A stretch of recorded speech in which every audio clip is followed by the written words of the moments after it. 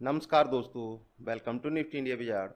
Nifty India बाजार की techno फंडा सीरीज के इस एपिसोड में आपका स्वागत। आज हम एनालाइज करेंगे देश की सबसे बड़ी रियल एस्टेट कंपनी डीएलएफ को। दोस्तों, डीएलएफ का पूरा नाम दिल्ली लैंड फाइनेंस देश की सबसे बड़ी रियल एस्टेट कंपनी है। दोस्तों, 10 साल तक स्टॉक ने 250-280 की जोन में कंटिन्यूस रेजिस्टेंस लिया। कंटिन्यूस इस रेंज में इसने 10 साल तक कंसोलिडेट किया, लेकिन इस साल दोस्तों स्टॉक में बड़ा ब्रेकआउट आया है, 10 साल की कंसोलिडेशन जोन से बाहर निकला है और इसी साल देश के सबसे बड़े निवेशक ने इसमें अपना स्टेक बढ़ाया है। पहले वो लगभग इसमें 70 लाख शेयर उनके पास थे, अब उनकी जो शेयरों की संख्या उन्होंने बढ़ा के 1 करोड़ से ज़्यादा कर दी है। 1% से ज़्यादा होल्डिंग डीएलएफ में राकेश झुंझुनवाला जी की है।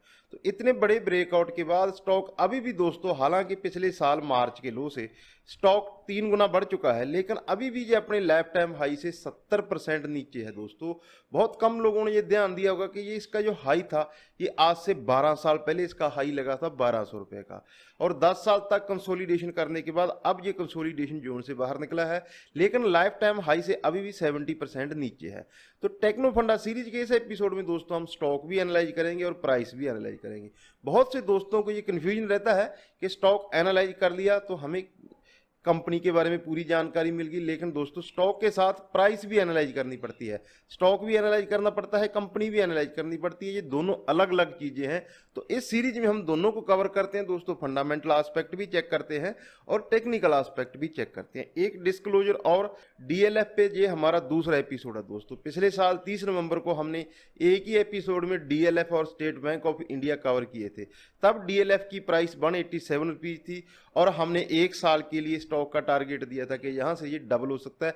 एग्जैक्ट ये उसी लेवल से डीएलएफ डबल हो गया, स्टेट बैंक ऑफ इंडिया भी उस लेवल से डबल हो गया। तो क्या यहाँ से भी ये स्टॉक आने वाले एक साल में डबल हो सकता है? दोस्तों, नया ट्रेंड पे पकड़ा है स्टॉक ने, नई रैली पकड़ी है और इस ट्रेंड में ये अपने हायर लेवल से 10% करेक्ट हुआ है। जो दर्शक नए जुड़े हैं उनको बता दें, पुराने दर्शक जानते हैं, हम लोग इस सीरीज में स्टॉक्स को जब भी वो अपने अप ट्रेंड में 10 से 20% की जोन में करेक्ट होते हैं, तो हमारा जो थीम है, जो हमारा कोर प्रिंसिपल है, वो है बाई ऑन डिप। तो बाई ऑन डिप की स्ट्रेटजी के साथ हम लोग स्टॉक्स को एनालाइज करते हैं, फिर उस पर स्ट्रेटजी बनाते हैं कि किस प्रकार से इस स्टॉक में निवेश करके बड़ा मुनाफा कमाया जा सकता है।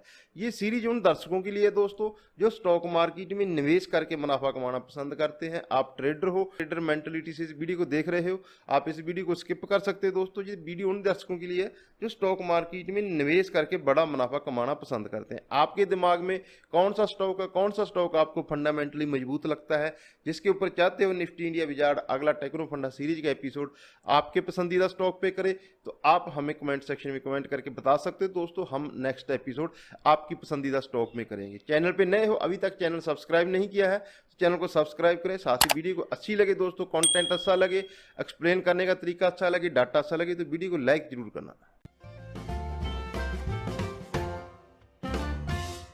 बात करते हैं डीएलएफ की। दोस्तों, डीएलएफ दिल्ली लैंड फाइनेंस, जैसा कि हमने चर्चा किया, रियल एस्टेट डेवलपर है।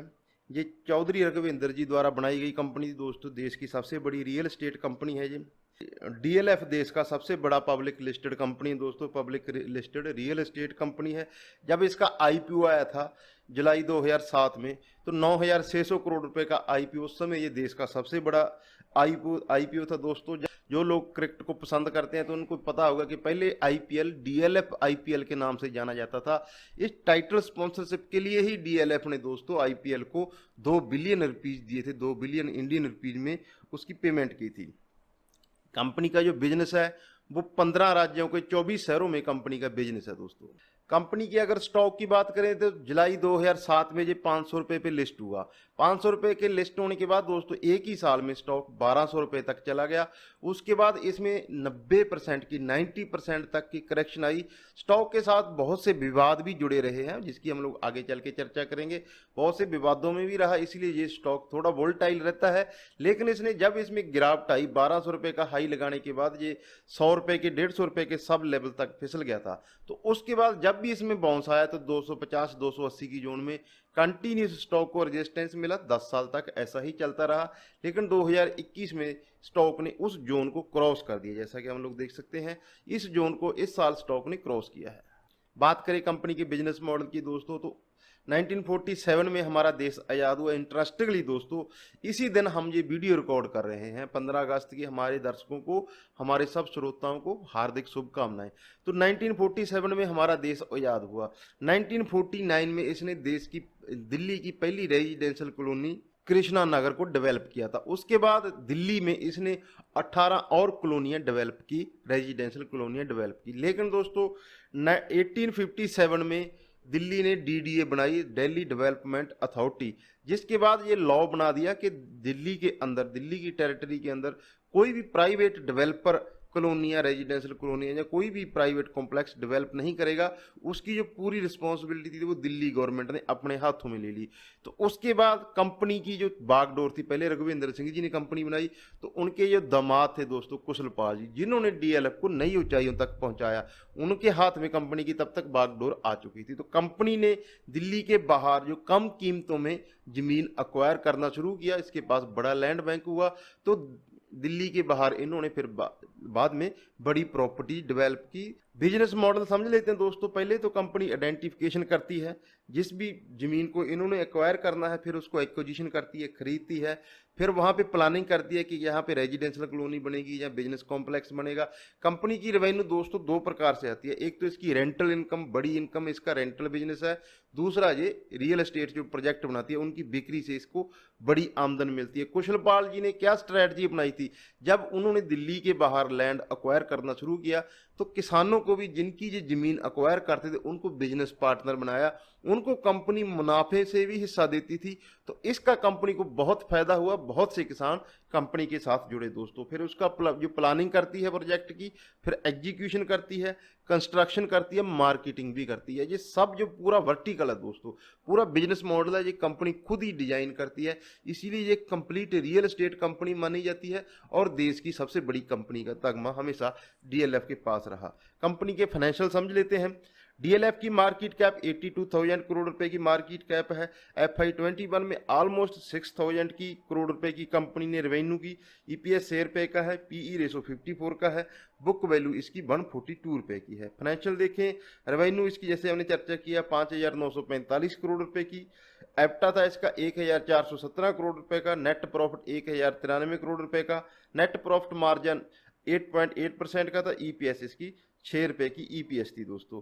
हाल ही में कंपनी ने अपने क्वार्टरली, ये जो हमने फाइनेंशियल देखे, ये FY21 के फाइनेंशियल थे। हाल ही में कंपनी ने क्वार्टरली रिजल्ट भी पेश की दोस्तों, जिसमें कंपनी ने 337 रुपए का प्रॉफिट किया। रेवेन्यू इसकी 1242 करोड़ रुपए की रेवेन्यू आई। 2 रुपए का कंपनी ने शेयर डिविडेंड भी अनाउंस किया। अब बात करते हैं दोस्तों रियल एस्टेट सेक्टर की। सेक्टर के अगर बात करें दोस्तों, ये कोर सेक्टर है हमारे देश का। अभी इसमें देश की जीडीपी में रियल एस्टेट सेक्टर का 7% का योगदान है। 200 से ज़्यादा इंडस्ट्री रियल एस्टेट सेक्टर के ऊपर डिपेंडेंट है दोस्तों।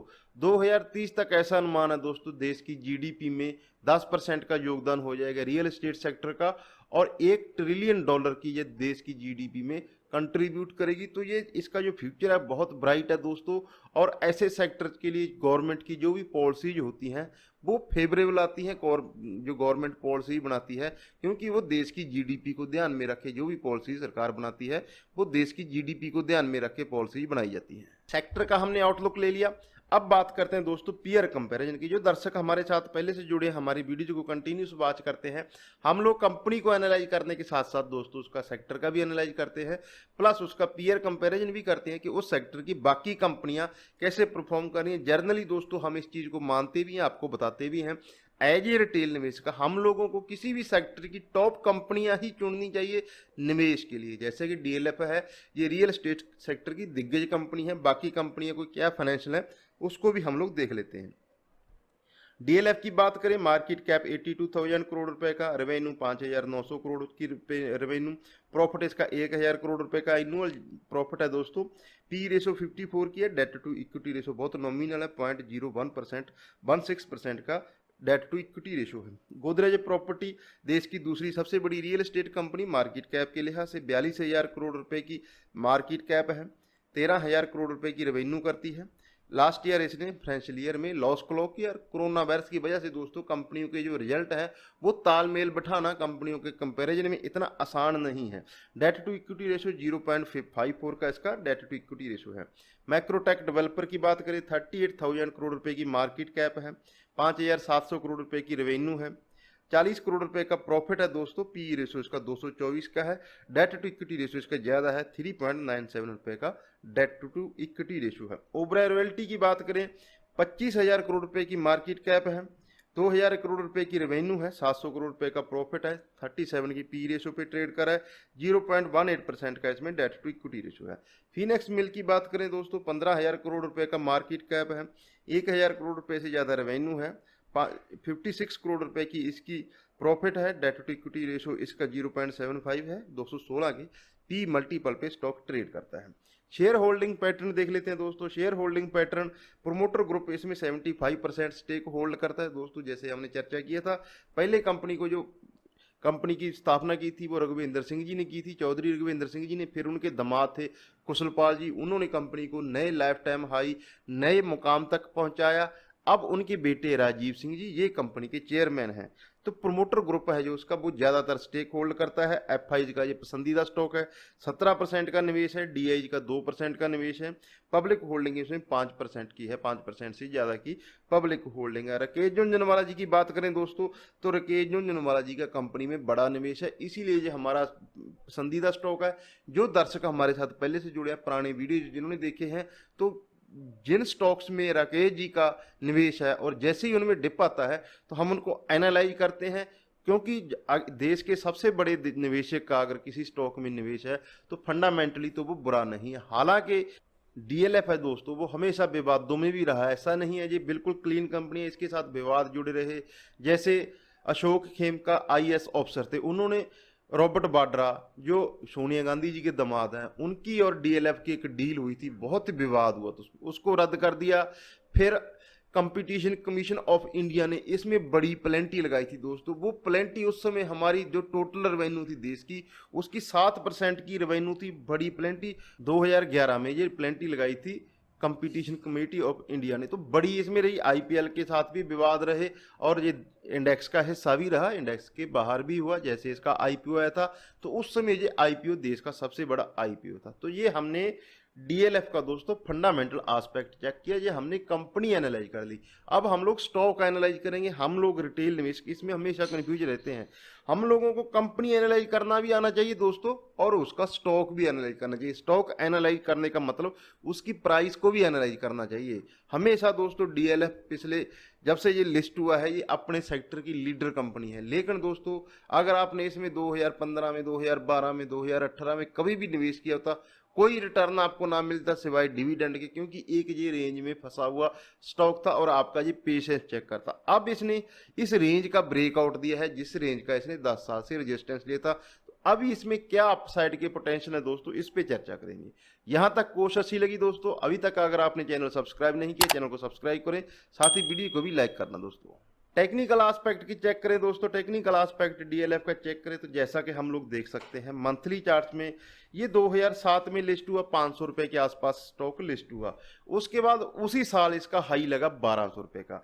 लेकिन दोस्तों अगले ही एक साल में स्टॉक में बड़ी गिरावट आई, 90% की गिरावट आई और स्टॉक उसके बाद एक कंसोलिडेशन फेज में चला गया, जैसा कि हम लोग मंथली चार्ट्स पे देख सकते हैं। इस साल इसने इस कंसोलिडेशन जोन से ब्रेकआउट दिया है और इसी साल स्टॉक में दोस्तों देश के सबसे बड़े निवेशक राकेश झुनझुनवाला जी 2017 से इसमें पोजीशन होल्ड करते हैं और अब उन्होंने अपनी पोजीशन बढ़ा के उनका जो निवेश है वो 1% से ज़्यादा हो गया। तो मंथली चार्ट्स पे जो ब्रेकआउट है स्टॉक में वो बड़ा ब्रेकआउट हमें साफ दिखाई दे रहा है दोस्तों। उसके बाद वीकली चार्ट देखें तो वीकली चार्ट भी शानदार है। पिछले साल जो मार्च में हमारे मार्केट में कोरोना वायरस की वजह से लो लगे तो उस लो से डीएलएफ 3 गुना बढ़ चुका है और अभी भी क्योंकि इसका जो हाई है दोस्तों दोस्तों वो 1200 रुपये का है। अभी इसने 52 वीक हाई लगाया 360 रुपये का, 330 की जोन में स्टॉक ये ट्रेड कर रहा है। तो अभी अपने हाई से 10% नीचे है। और जो दर्शक हमें जानते हैं, हम लोग कोई भी स्टॉक जब 10% की जोन में करेक्ट होता है, 10 से 20% की जोन में अच्छा फंडामेंटल वाला स्टॉक, अच्छे ट्रेंड वाला स्टॉक 10 से 20% की जोन में करेक्ट होता है, तो अब हम उसमें टेक्नो फंडा सीरीज का एपिसोड करते हैं। डीएलएफ के साथ भी ऐसा हुआ, डीएलएफ भी 10% हायर लेवल से करेक्ट हुआ, जैसा कि मंथली चार्ट पे हम लोग, वीकली चार्ट पे सॉरी, देख सकते हैं। इस करेक्शन का दोस्तों बेनिफिट कहाँ मिला? इस करेक्शन का बेनिफिट मिला है डीएलएफ को आरएसआई में। आरएसआई जब इसका लाइफ टाइम हाई लगा, 52 वीक हाई लगा 360 रुपये का, तो इसकी जो आरएसआई थी वो 80 की जोन को टच कर चुकी थी। आरएसआई के ऊपर हमारा डेडिकेटेड वीडियो भी है, और आरएसआई को हम लोग हमेशा एक्सप्लेन करते हैं फंडामेंटल एस्पेक्ट चेक करने के साथ। दोस्तों स्टॉक टेक्निकली कैसा है, उसका सबसे शानदार जो एस्पेक्ट है वो है रिलेटिव स्ट्रेंथ इंडेक्स। हम हमेशा बोलते हैं, और हमारी ये सीरीज के दोस्तों ऑलमोस्ट 40 एपिसोड हो चुके हैं, एक भी स्टॉक हमने ओवरबॉट जोन में एनालाइज नहीं किया है। उसका मतलब क्या है कि स्टॉक मार्केट की खासियत है, इसमें हमें हमेशा डिप मिलते हैं, और बाई ऑन डिप हमारा कोर प्रिंसिपल है, हर वीडियो में बोलते हैं। और यही चीज आपको गाइड करने की कोशिश कर रहे हैं कि स्टॉक मार्केट में हमेशा हम लोगों को बाई ऑन डिप की स्ट्रेटजी का इस्तेमाल करना चाहिए। डीएलएफ के साथ ऐसा हुआ, 10% की करेक्शन का फायदा इसको मिला है दोस्तों वीकली आरएसआई में। आरएसआई इसकी कंफर्ट जोन में आ चुकी है, 60-62 की जोन में इसकी आरएसआई अभी करंटली वीकली बेसिस पे ट्रेड कर रही है।